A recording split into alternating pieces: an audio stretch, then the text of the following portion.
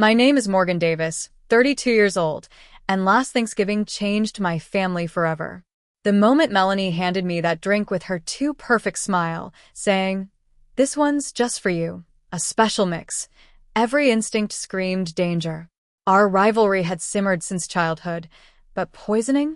That seemed extreme even for her. Something in her eyes made me immediately distrust this sudden generosity.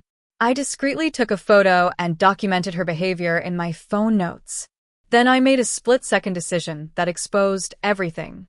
Before I continue with what happened next, drop a comment letting me know where you're watching from, and hit that like and subscribe button if you want more stories about family drama that'll make yours seem normal by comparison. The rivalry between Melanie and me wasn't something that developed overnight. As sisters born just 18 months apart, competition was almost inevitable, but what we had went beyond normal sibling rivalry. It was a pattern established early and reinforced throughout our lives. Growing up, Melanie was the pretty one, the charming one who could win over teachers and adults with her sweet smile while quietly sabotaging me behind the scenes. In third grade, she spilled orange juice on my science project the morning it was due. In seventh grade, she told Jessica Martin, my best friend, that I'd been making fun of her braces, which cost me that friendship for months. By high school, her methods became more sophisticated. There was the time she submitted my English essay as her own after convincing me to let her review it. When both identical papers were turned in, guess who our teacher believed? Not the troublemaker who was always making excuses about her sister. Melanie had carefully cultivated her image as the perfect student while subtly suggesting I was jealous and prone to lying about her. The worst betrayal came during college. I had been dating Ryan Jenkins for almost a year when Melanie transferred to the same university. Within 2 months, she had him convinced that I was emotionally unstable and potentially cheating. Within 3, they were dating.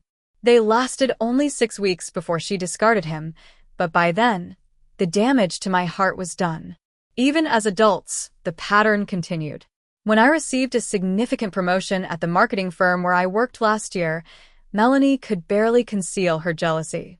Her backhanded compliments at the family dinner my parents insisted on hosting were painful. It's amazing they picked you with your limited experience. And I guess they needed someone who would work those awful hours since you don't have children to worry about. Previous Thanksgivings had been battlegrounds of passive aggression. 2 years ago, Melanie had accidentally spilled cranberry sauce on my cream-colored dress. Last year, she had made pointed comments about my single status in front of extended family until I retreated to the bathroom in tears. My parents, Eleanor and Howard Davis, were masters of minimizing these conflicts. "That's just how sisters are," my mother would say. "You're both strong personalities," my father would add with a nervous laugh. They had spent decades smoothing things over rather than addressing the toxic dynamic. So when the invitation came for this year's Thanksgiving, my instinct was to decline. I had almost reached the point of cutting contact with Melanie entirely, limiting our interaction to the bare minimum required at mandatory family gatherings. "Maybe this year will be different," suggested my boyfriend Derek Robinson as we discussed the invitation in our apartment. "Your parents said Melanie's been going to therapy. That therapist deserves hazard pay," I muttered, but part of me wanted to believe things could change. Despite everything, I miss having a sister I could trust and confide in. Maybe that was never who Melanie was, but the hope lingered. So I agreed to go, packing my favorite pumpkin cheesecake recipe as a peace offering. Derek kissed me goodbye, unable to join as he was visiting his own family across the country. "Call me if things get too intense," he said. "And remember, you can always leave if needed." As I pulled into my parents' driveway in suburban Connecticut, the familiar holiday anxiety settled in my stomach. The house looked picture-perfect as always, autumn wreaths and pumpkin decorations tastefully arranged. Cars lined the street, suggesting most of the family had already arrived. I took a deep breath before ringing the doorbell, cake balanced in one hand. My mother answered, enveloping me in a cloud of perfume and nervous energy. "Morgan, darling, finally. Everyone's already here. Even your cousin Kayla, who had that long drive from Boston." Translation: You're late and inconveniencing everyone. My mother's specialty was the guilt trip disguised as casual observation. Melanie was in the living room, holding court with Aunt Patricia and Uncle Raymond. She offered a cool nod in my direction, her smile not reaching her eyes. "The prodigal sister returns," she said, raising her wine glass slightly. It was her husband Brian who came forward with genuine warmth, giving me a brotherly hug. "Great to see you, Morgan. The kids have been asking when you'd get here." Brian had always been decent to me, seemingly unaware of or unwilling to participate in Melanie's grudges. He was one of the few reasons family gatherings were bearable. I often wondered what he really knew about his wife's nature and what he chose to ignore. I wondered briefly, as I often had, what Melanie had told him about me over the years. Did he believe I was the jealous, unstable sister she likely painted me to be? Or did he see through her facade to the manipulation beneath?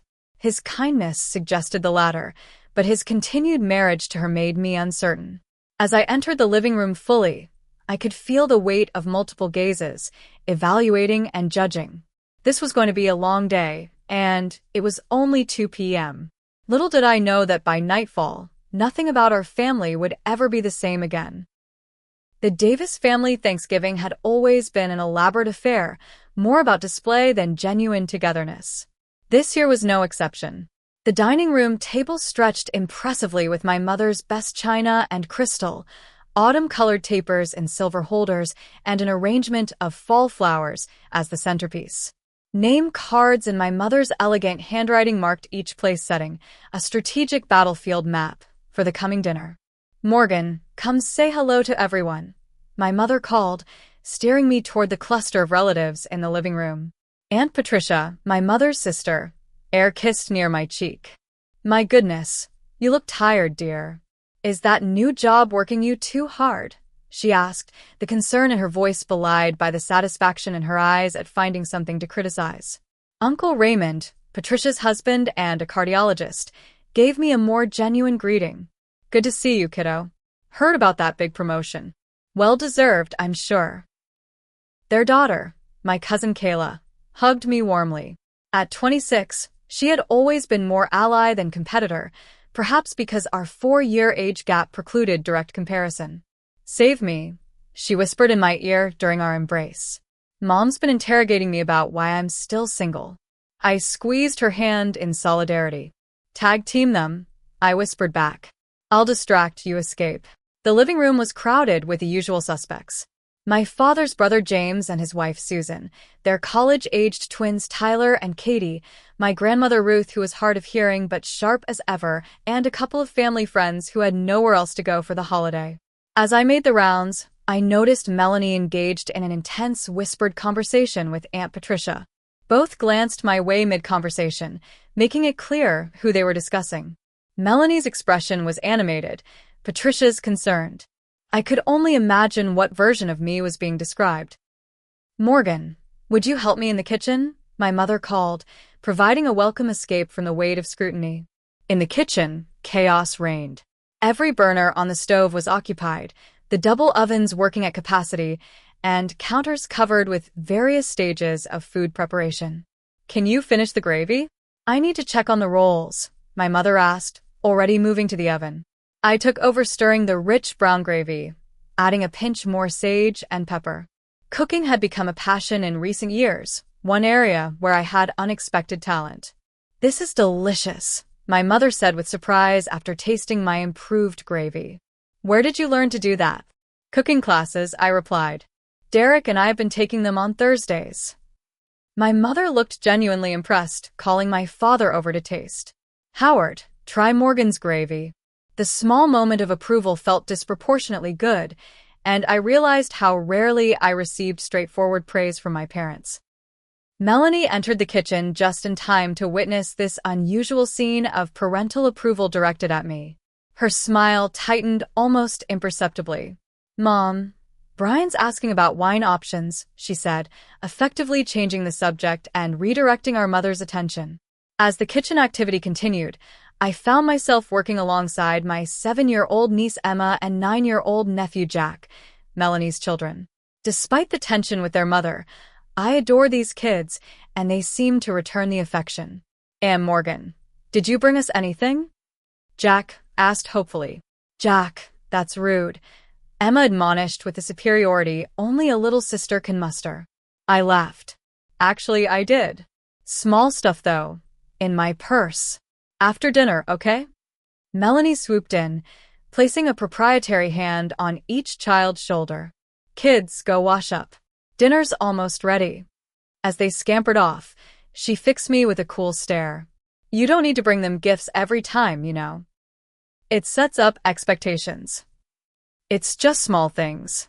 Stickers for Emma, a mini robot kit for Jack. And competing for favorite aunt status? Her voice was light, but her eyes were hard. Considering I'm their only aunt, that would be a pretty sad competition, I replied, keeping my tone neutral. Melanie's response was cut off by our mother announcing dinner. As we moved toward the dining room, I overheard Melanie in the hallway, her voice sharp and angry. She was on her phone, turned away from the gathering. I said I'd handle it. She hissed to whoever was on the other end. No, not yet. Just trust me for once. She ended the call abruptly when she noticed me, plastering on a smile that didn't reach her eyes. Eavesdropping, Morgan? Some habits never change. Before I could respond, Brian appeared, putting a conciliatory hand on my shoulder. Your mom outdid herself this year, he said, effectively diffusing the tension. Mind if I sit by you? I want to hear more about that marketing campaign you were working on. Melanie's eyes narrowed at this, but she said nothing as we proceeded to the dining room.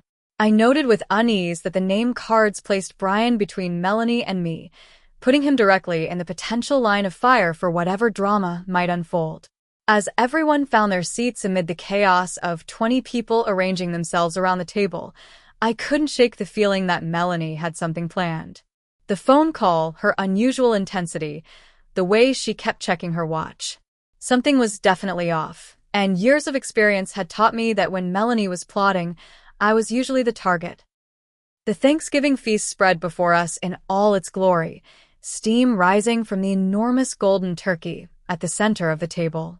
Surrounding it were all the traditional dishes, creamy mashed potatoes with pools of melted butter, rich gravy in my grandmother's silver boat, stuffing studded with cranberries and pecans, green bean casserole with its crispy onion topping, sweet potatoes crowned with toasted marshmallows, homemade rolls still warm from the oven, and my mother's famous cranberry orange relish.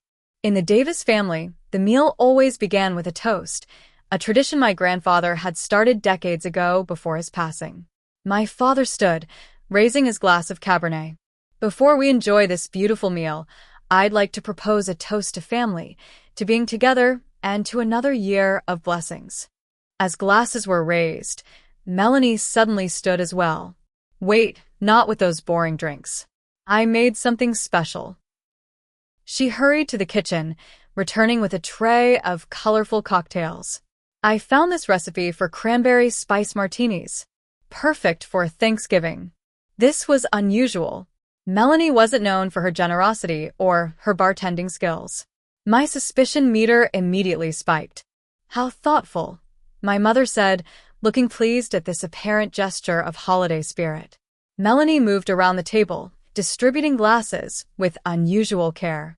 I watched as she handed identical-looking drinks to everyone, until she came to me. And this one's just for you, she said with a smile that didn't quite reach her eyes. A special mix. The drink she placed before me was subtly different from the others. While the other glasses contained a clear cranberry-colored liquid, mine had a slightly cloudy appearance, with what looked like undissolved particles at the bottom. My heart rate increased, as every instinct told me something was very wrong. I discreetly took out my phone under the table and quickly snapped a photo of the drink, then opened my notes app and typed, Thanksgiving. Melanie gave me different drink from others. Cloudy appearance, sediment at bottom. Acting suspicious. Around me, conversation continued as everyone admired their festive cocktails. My father resumed his toast, everyone clinked glasses, and the drinking began. I raised my glass to my lips, but didn't actually let any liquid enter my mouth, merely pretending to sip. Seated to my right, Brian was engaged in conversation with Uncle Raymond about football. To my left, Cousin Kayla was helping Grandmother Ruth identify the ingredients in the cocktail since her eyesight wasn't what it used to be. My mind raced. What was in my drink? Was I being paranoid? Did years of rivalry with Melanie make me see malicious intent where there was none? But then why would my drink look different? And why emphasize it was special and just for me? I needed to know what was in that glass, but I couldn't just accuse my sister of trying to poison me in front of the entire family without proof. An idea formed, risky but potentially revealing. Watching Melanie across the table, I waited for a moment when both she and Brian were distracted. Brian had turned to help Jack cut his turkey, while Melanie was absorbed in conversation with Aunt Patricia about school district rankings. With my heart pounding, I executed my plan during a particularly loud burst of laughter from the other end of the table where my father was telling one of his familiar jokes. In one fluid motion, I switched my untouched cocktail with Brian's half-finished one. Guilt immediately washed over me. Brian had always been kind to me, and here I was potentially subjecting him to whatever Melanie had intended for me. But I reasoned that if the drink was harmless, no damage would be done. And if it wasn't? Well, the truth needed to come out, and this was the only way I could think to expose it without sounding like a paranoid victim. I took a small, cautious sip from what had been Brian's glass, tasting the tart cranberry and vodka mixture. It seemed normal, with no unusual flavor that might hint at tampering. As the meal progressed and platters were passed around, I kept glancing at Brian, watching as he eventually reached for what he thought was his drink. My stomach clenched with anxiety as he raised the glass to his lips and took a generous swallow. Now all I could do was wait and see what happened, while wrestling with my conscience about using my brother-in-law as an unwitting test subject. If nothing happened, I would feel foolish and guilty. But something told me this was no unfounded paranoia. Years of dealing with Melanie's underhanded tactics had given me a sixth sense for when she was up to something. The conversation around the table continued, with discussions about politics quickly being redirected to safer topics like the children's school activities and Grandmother Ruth's upcoming 80th birthday celebration. Through it all, I maintained a facade of normalcy, while keeping close watch on both Brian and Melanie. About 10 minutes after drinking from my glass, Brian shifted uncomfortably in his seat. He loosened his collar slightly and seemed to be having trouble focusing on the conversation. When Aunt Susan asked him a direct question about his work, he responded with uncharacteristic vagueness. "Are you feeling all right, honey?" Melanie asked, putting a concerned hand on his arm. The performance was convincing, but I caught the flash of confusion in her eyes. "I'm just not feeling great suddenly," Brian replied, his words slightly slurred. "Kind of dizzy." Then his face contorted in pain as he clutched his stomach. "Bathroom," he muttered, pushing back from the table so abruptly that his chair nearly toppled over. He staggered toward the hallway, one hand against the wall for support. The conversation at the table halted as everyone watched with concern. Seconds later, we heard the unmistakable sounds of violent retching from the bathroom. My suspicions were confirmed, and the realization turned my blood cold. My sister had actually tried to poison me at Thanksgiving dinner. "Brian," Melanie called out, her voice pitched with what sounded like genuine concern. She started to rise from her chair, but I was faster. "I'll check on him," I said firmly, moving toward the bathroom while pulling out my phone. Behind me, I heard confused murmurs from the family. My mother's embarrassed. Perhaps something didn't agree with him, and my father attempting to redirect conversation. The bathroom door was ajar, and the sounds of Brian's distress were unmistakable. He was on his knees before the toilet, his body racked with another wave of violent illness. "Brian, it's Morgan," I announced, not wanting to intrude but needing to confirm my suspicions. "Can I come in?"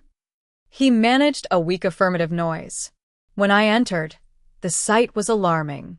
His face was pale and sweaty, his pupils noticeably constricted. "Something's wrong," he gasped between spasms. "I think I've been drugged." "I think so too," I said grimly, showing him my phone with a photo of the suspicious drink. "This is what Melanie gave me." I switched our glasses when I suspected something was off. His eyes widened in shock, then narrowed in anger as understanding dawned. Before he could respond, another wave of nausea hit him, and I stepped back to give him privacy. In the hallway, I encountered Melanie hurrying toward us, her face a mask of wifely concern. "What's happening? Is he okay?" she demanded. I held up my phone, showing her the photo I'd taken. "You tell me, Melanie. What exactly was in that special mix you made just for me?" Her expression froze, then cycled rapidly through confusion, realization, and finally, fear. "I don't know what you're talking about," she said, but her voice lacked conviction. "I switched our glasses," I said coldly. "Whatever you put in my drink, Brian drank it instead." The color drained from her face. "You what?" By now, Uncle Raymond had joined us in the hallway, concerned by the commotion. "What's going on?" he asked, looking between us. "Brian's very ill," I explained, never taking my eyes off Melanie. "I believe he ingested something that wasn't meant for him." Uncle Raymond, ever the doctor, immediately pushed past us into the bathroom. "Brian, it's Raymond. Can you tell me your symptoms?" Melanie grabbed my arm, her nails digging painfully into my skin. "This is insane. You're making things up again, just like you always do." I pulled my arm away and held up my phone again, this time showing her the notes I'd made. "I documented everything, Melanie. The different appearance of my drink, your behavior, the timing. If necessary, they can test what's left in the glass." Her eyes darted around, looking for escape.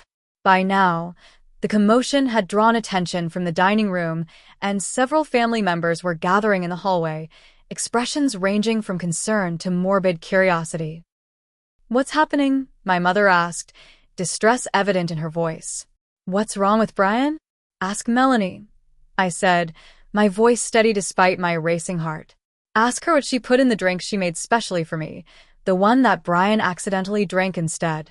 All eyes turned to Melanie, whose composure was rapidly crumbling. "This is ridiculous," she stammered. "Morgan's always been jealous of me, always trying to make me look bad." Uncle Raymond emerged from the bathroom, his expression grave. "Brian's showing symptoms consistent with being drugged. His pupils are constricted, he's experiencing severe gastrointestinal distress, and he's becoming increasingly disoriented. We should get him to a hospital." "It was just supposed to be a joke," Melanie suddenly blurted, her voice small. "Just something to make her sick, to teach her a lesson for always thinking she's better than everyone." The hallway fell silent as the implication of her words sank in. "You intentionally poisoned a drink for your sister?" my father asked, his voice uncharacteristically harsh. "Not poison," Melanie backpedaled, tears forming. "Just some laxatives and sleeping pills. Nothing dangerous. She deserved it after everything she's done." The naked admission hung in the air, stunning everyone into silence. It was Grandmother Ruth who broke it, her voice wavering but firm. "Howard, call an ambulance. Eleanor, get something to help settle Brian's stomach in the meantime."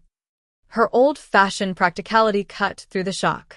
As my parents moved to action, I stood my ground, staring at my sister. "How could you?" I asked quietly. "What kind of person does something like this?" "You don't understand," she hissed, her tearful remorse transforming instantly to rage.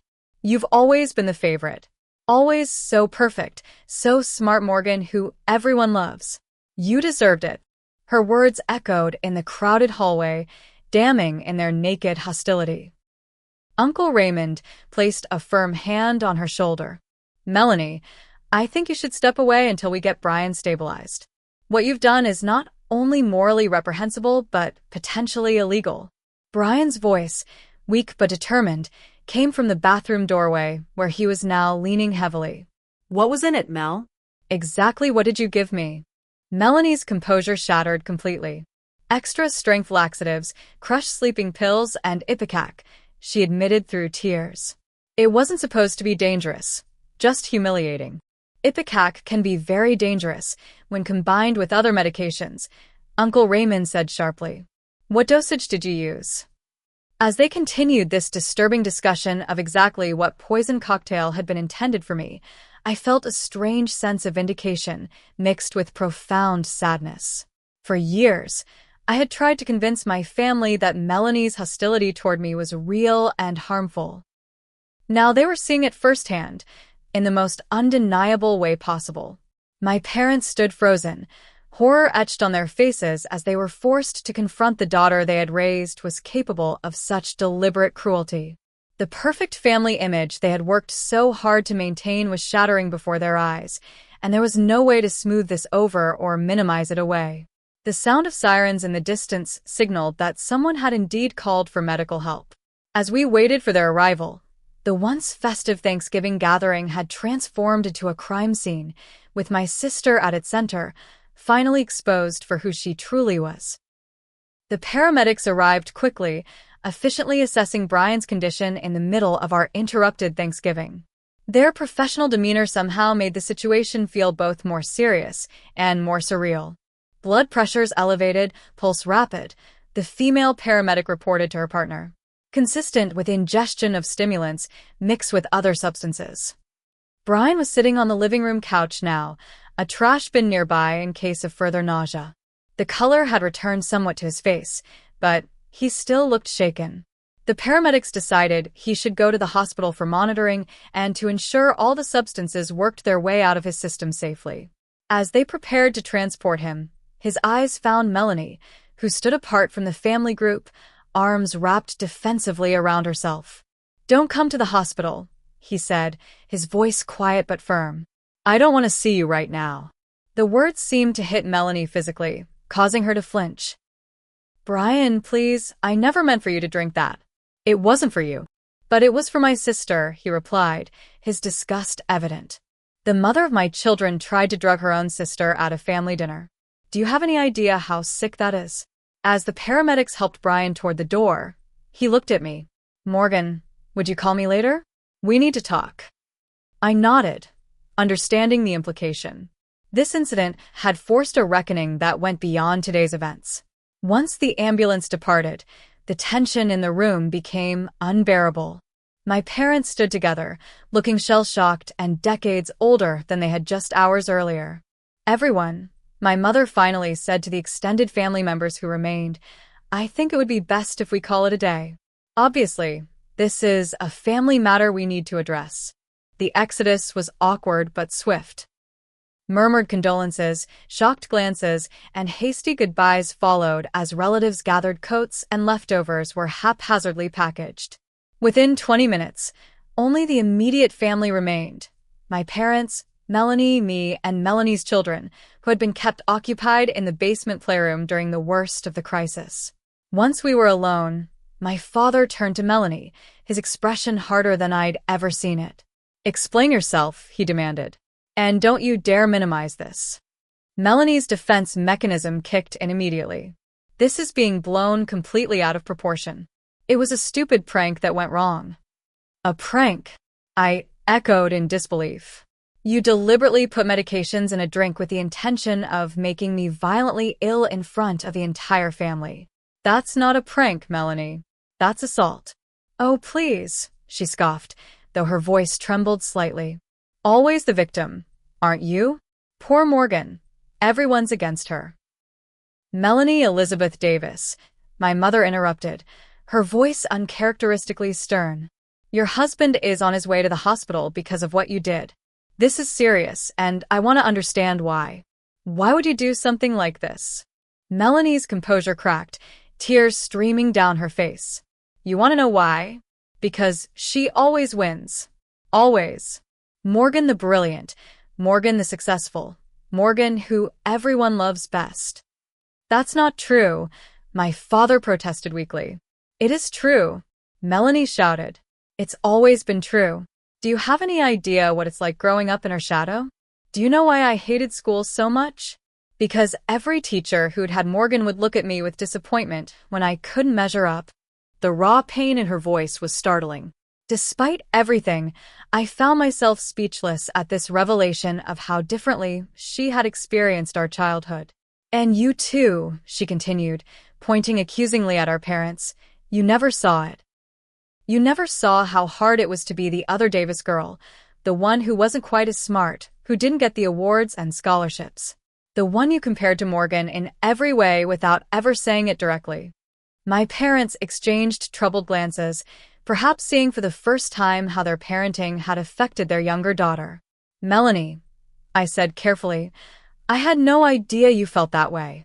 But can't you see how twisted it is to respond by trying to drug me?" "It wasn't the first time," she admitted, her voice dropping to almost a whisper. A chill ran through me. "What do you mean?" "Remember your big presentation last year? When you got so sick the night before that you almost couldn't do it?" The memory came flooding back. The violent stomach flu that had hit me out of nowhere, leaving me barely able to deliver the marketing pitch that eventually led to my promotion. "That was you?" I asked, horrified. "But you weren't even there." "I brought you soup," she said, not meeting my eyes. "Remember? I came by to wish you luck." The realization of how long this had been going on, how calculated her sabotage had been, left me breathless. This wasn't just rivalry, this was pathological. "What else, Melanie?" my father demanded, his face ashen. "What else have you done?" The floodgates opened then, years of deception pouring out. The accidental deletion of my college application essay from the family computer. The rumor she'd started at my first job that I was looking to leave, which had cost me a promotion. The time she'd called my landlord pretending to be from a collection agency, nearly getting me evicted. With each revelation, my parents seemed to physically shrink, the weight of their failure to see and stop this dynamic crushing them. "And recently," she continued, almost unable to stop now, "I may have contacted a few of your clients, Morgan. Expressed some concerns about your handling of their accounts." That explained the sudden cooling of relationships with two major clients at my firm. What I had attributed to normal business fluctuations had been deliberate sabotage. "My God, Melanie," my mother whispered. "Do you hate your sister that much?" Before she could answer, my phone rang. It was Brian. "Morgan." His voice was stronger now but heavy with emotion. "I've been thinking. The kids and I are going to stay at a hotel tonight. I can't bring them home to her right now." "Brian, no." Melanie cried, having heard his voice through the phone. "You can't take my children. They're my children too," he replied firmly. "And right now, I don't trust your judgment around them. Your sister will pick them up and bring them to me." Melanie lunged for the phone, but my father restrained her. "Enough," he shouted. "You've done enough damage today." As I ended the call with Brian, promising to bring the children soon, Melanie collapsed onto the couch, sobbing uncontrollably. "You've ruined everything," she accused through tears. "You've taken everything from me." In that moment, looking at my sister, I saw something clearly that perhaps I should have recognized years ago. Melanie wasn't just competitive or jealous. There was something deeply broken in how she viewed the world and her place in it. Something that made her see my very existence as a threat that had to be eliminated. "No, Melanie," I said quietly. "You did this. All of it. And it has to stop now." My father nodded grimly. "Morgan's right. This ends today. What happens next is up to you, Melanie, but there will be consequences. Real ones, not the imaginary slights you've been punishing your sister for all these years." As I went downstairs to collect my niece and nephew, explaining in gentle terms that they would be having a special hotel adventure with their dad tonight, I felt a strange mixture of vindication and grief. The family dynamics that had shaped and scarred me for decades were finally being acknowledged, but at what cost? The sister I had always hoped might someday become my friend was revealed to be something far more dangerous. A predator who had been hiding in plain sight all along, wearing the mask of family while harboring something much darker beneath. 3 hours later, I sat alone in my car outside the Marriott where Brian and the children were settled for the night. The kids had been confused but excited by the impromptu hotel adventure, too young to understand the family fracture occurring around them. Brian had hugged me tightly before I left, whispering, "Thank you for stopping this before someone was seriously hurt." My phone had been buzzing constantly since I'd left my parents' house. 12 missed calls from Melanie, 8 from my mother, 3 voicemails from my father. I wasn't ready to talk to any of them yet. Instead, I called Derek. "It finally happened," I said when he answered. my voice surprisingly steady. Melanie showed her true colors to everyone. She tried to drug me at Thanksgiving dinner. What? Derek's shock was audible. Are you okay? Where are you now? I'm fine. She didn't succeed. I explained the glass switching, Brian's illness, and the subsequent implosion of family secrets. I'm booking a flight back right now, Derek said firmly.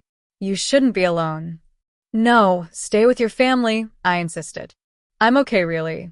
It's actually liberating in a way. Everyone finally sees what I've been trying to tell them for years. After promising to call him later, I finally checked my voicemails. My father's voice was strained. Morgan, please call us. The police are here. Melanie is not doing well. The police. Of course. Drugging someone's drink wasn't just immoral, it was illegal. I drove back to my parents' house, arriving to find a police car in the driveway. Inside, an officer was taking statements in the living room. The remnants of our abandoned Thanksgiving dinner still littered the dining table, turkey growing cold, side dishes congealing in their serving dishes. Melanie sat rigidly on the couch, her face blotchy from crying but her expression now eerily calm.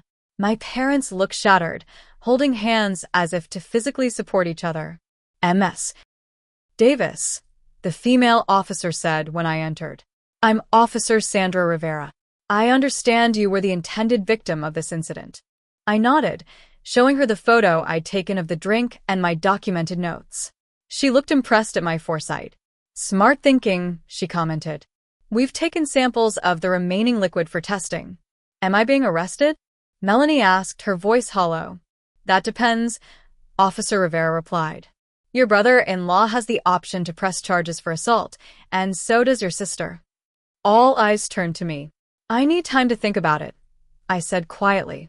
After the police left, extracting promises from Melanie not to leave town while the investigation continued, an oppressive silence fell over the house.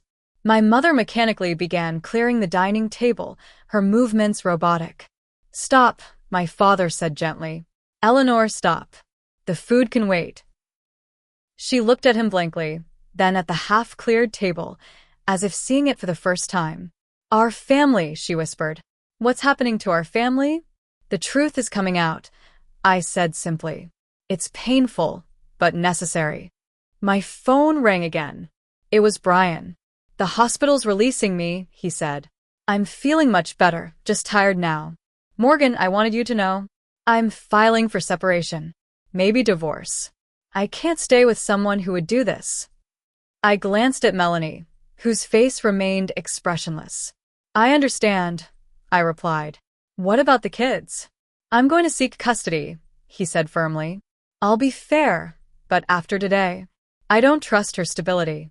When I ended the call, I relayed this information to my parents and Melanie. My mother began to sob quietly. My father just looked tired beyond words. You've ruined my life, Melanie said flatly. Are you happy now? Something in me snapped. Happy? You think this makes me happy? To watch my sister self-destruct? To see our parents heartbroken? To know my niece and nephew are going to grow up with this trauma?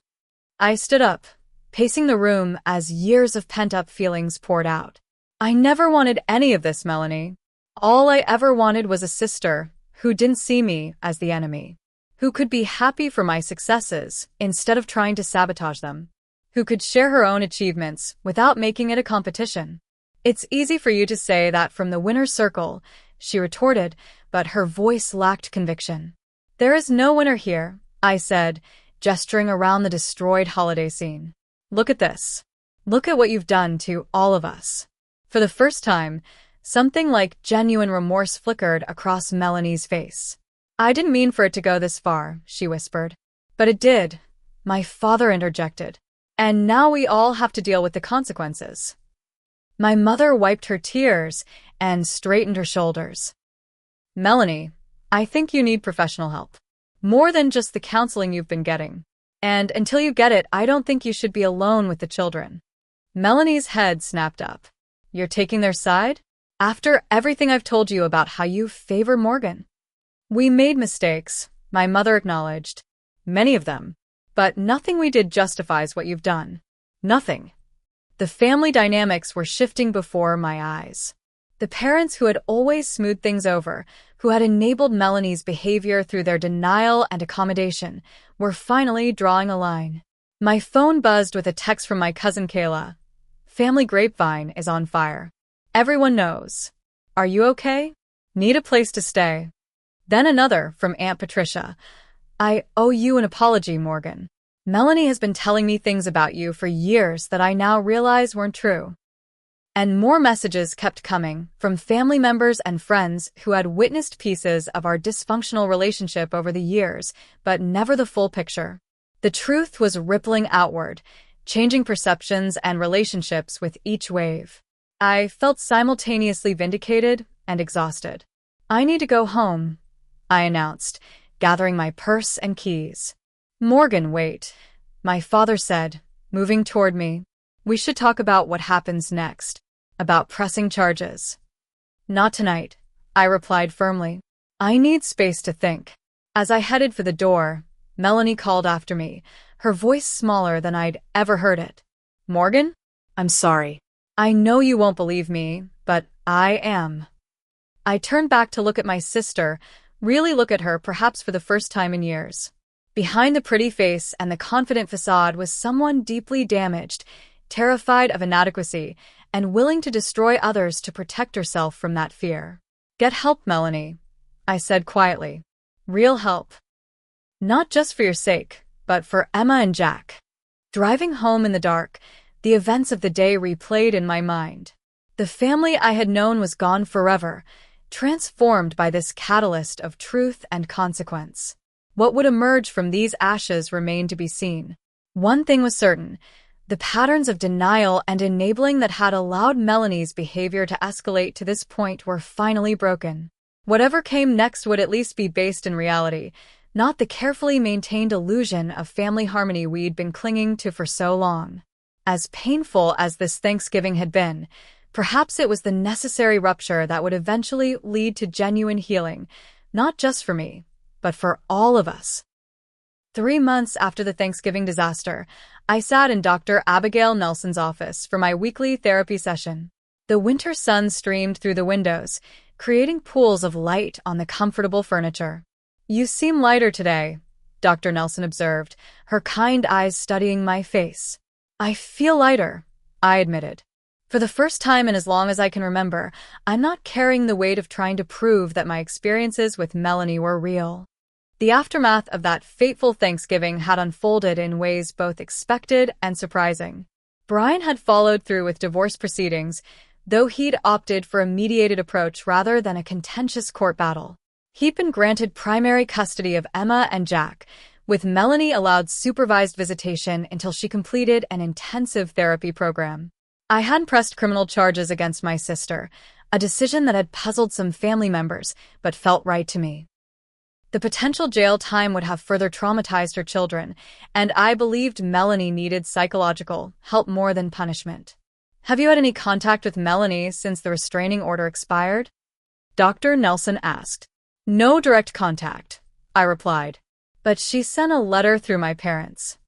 The court had initially granted me a temporary restraining order after it was discovered that Melanie had been spreading rumors at my workplace, trying to sabotage my professional reputation. The legal documentation of her behavior had finally convinced my company to investigate the mysterious client complaints, clearing my name professionally. And how did you feel about the letter? Dr. Nelson prompted. I considered this carefully. It was different from what I expected. Less defensive. She's been in a residential treatment program for 6 weeks now, and it seems to be making a difference. She acknowledged specific things she'd done without making excuses. That's significant progress, Dr. Nelson noted. Do you think reconciliation might be possible someday? I don't know, I answered honestly.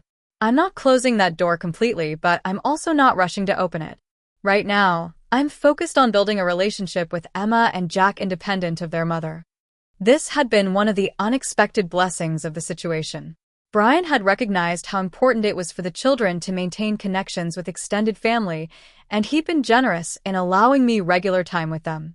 Our Sunday afternoon outings had become a highlight of my week, creating bonds that had never been possible under Melanie's watchful, jealous eye. "And your parents?" Dr. Nelson asked. "That's more complicated," I admitted.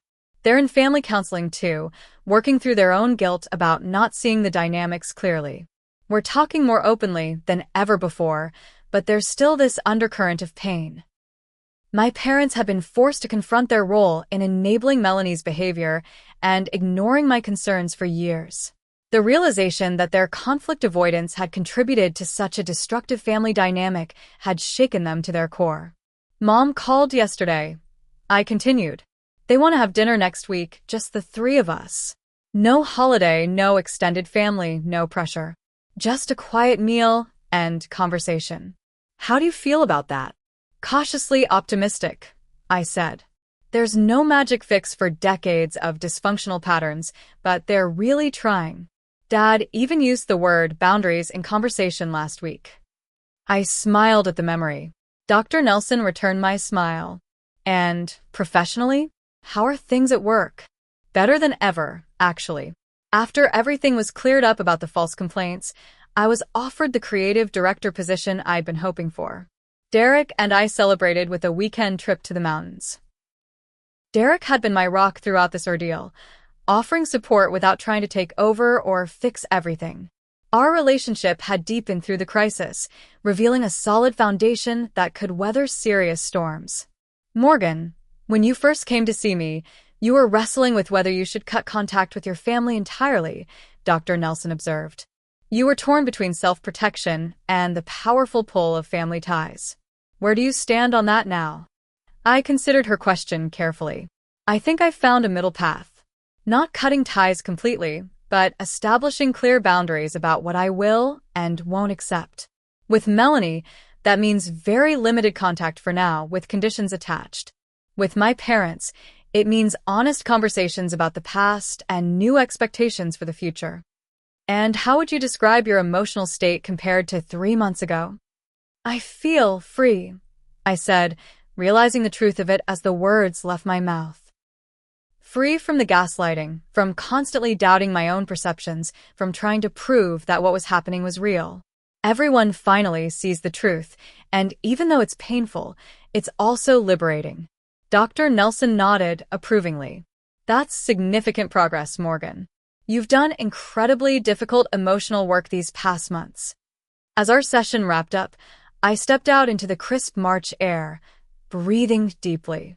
My phone buzzed with a text from Derek, reminding me about dinner with friends that evening. Another text showed a photo from Brian of Emma and Jack building a snowman, with the caption, "They can't wait to see Aunt Morgan on Sunday."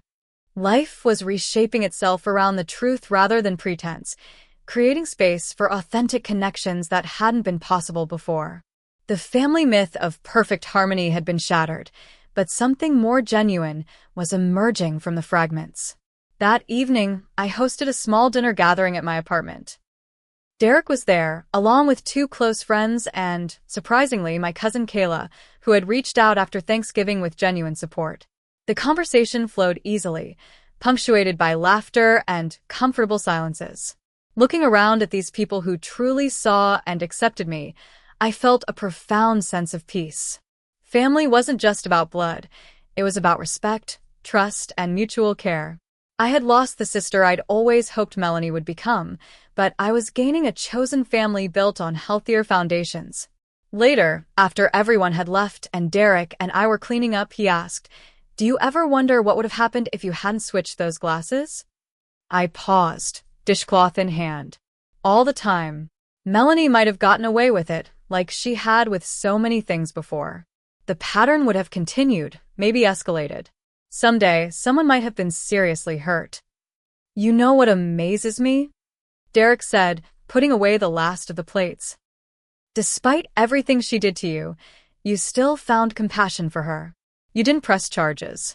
You're still trying to maintain a relationship with her kids." "It's not about excusing what she did," I explained.